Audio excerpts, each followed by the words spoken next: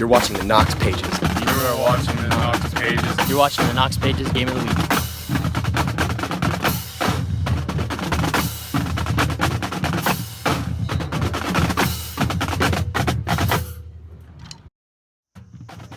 Welcome, folks, into another edition of the Knox Pages Game of the Week. My name's Grant Pepper.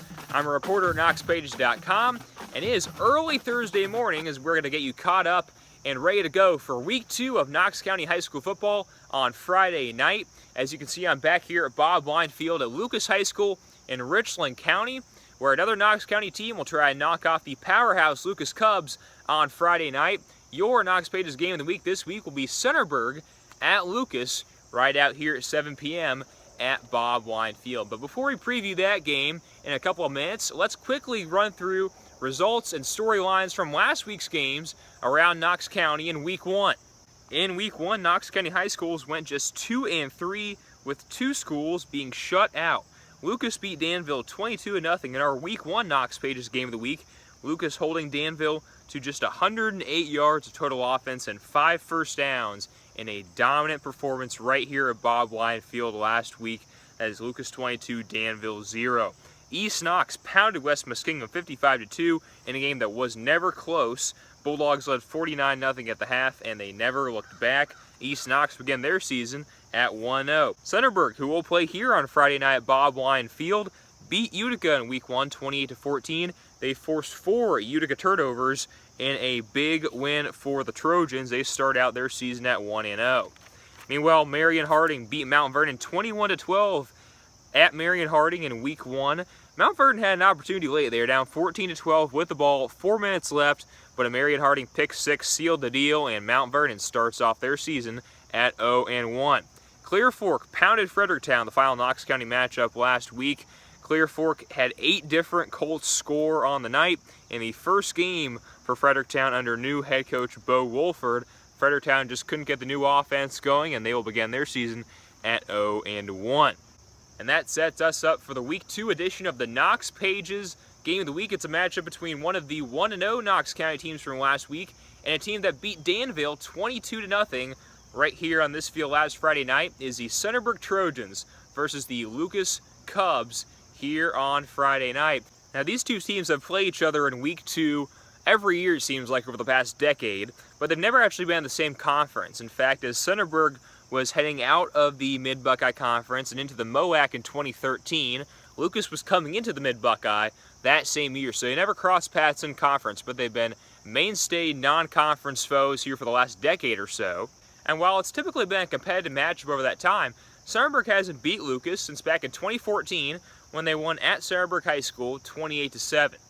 Centerburg, despite going 1-0 this year to start the season, is coming off a 2-8 year last year, where they lost to Lucas 37-7 in Week 2 in 2017. Meanwhile, Lucas obviously went 8-3 last season and made the state playoffs and have started 1-0 this year.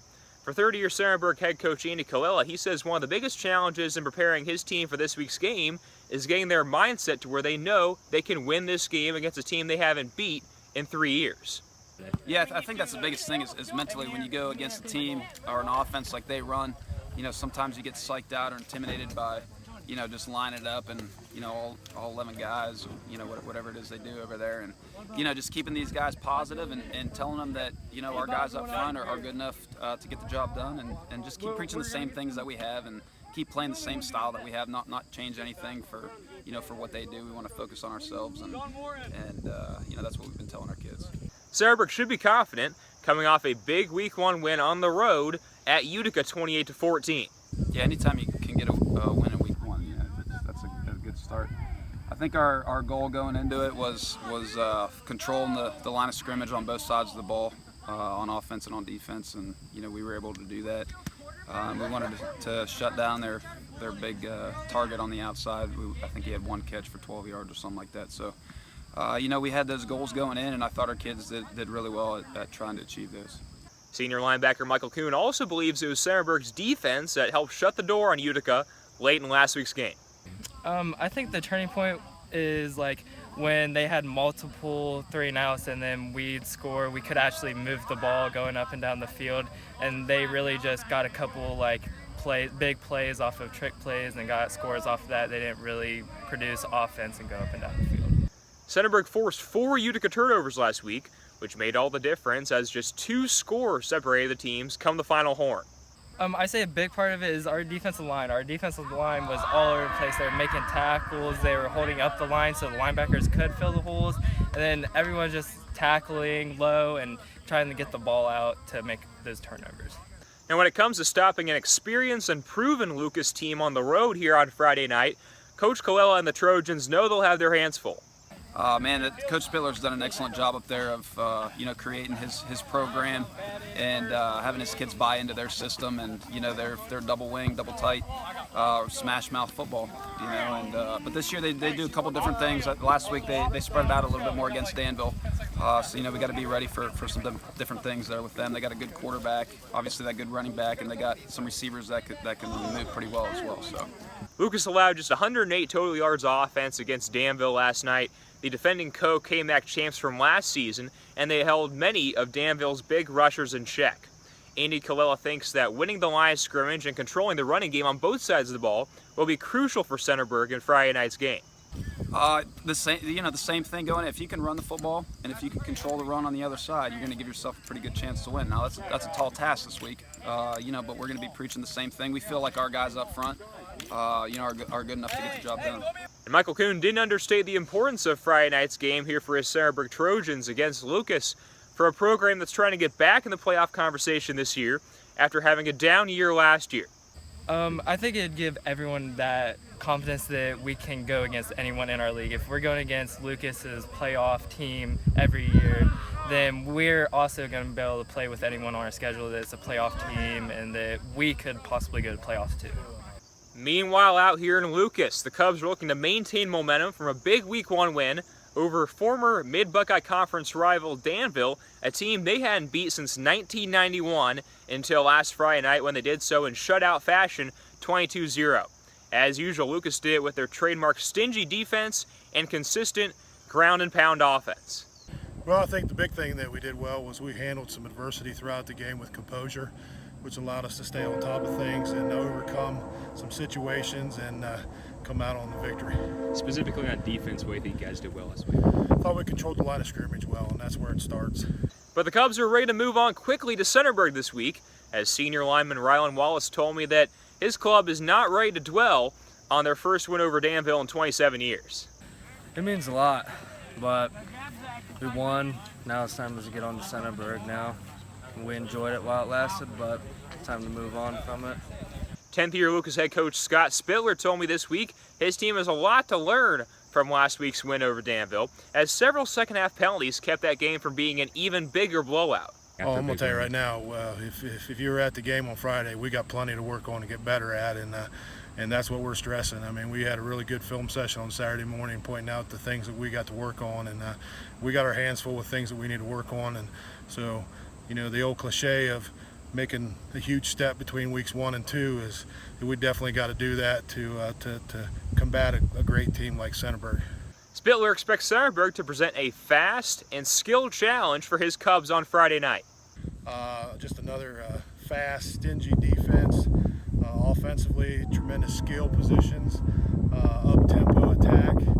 They just stress you so much in space. So what does Coach Spittler think the key will be for his team against a hungry Centerburg squad on Friday night? I think ball security.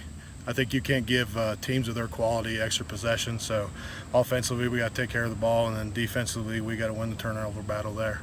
And Rylan Wallace said that despite Centerburg's 2-8 record last year, the Cubs will by no means be overlooking Centerburg out here on Friday night. And that mindset began right here at the 50-yard line following Lucas's win over Danville last week when Coach Spittler delivered a message to his team.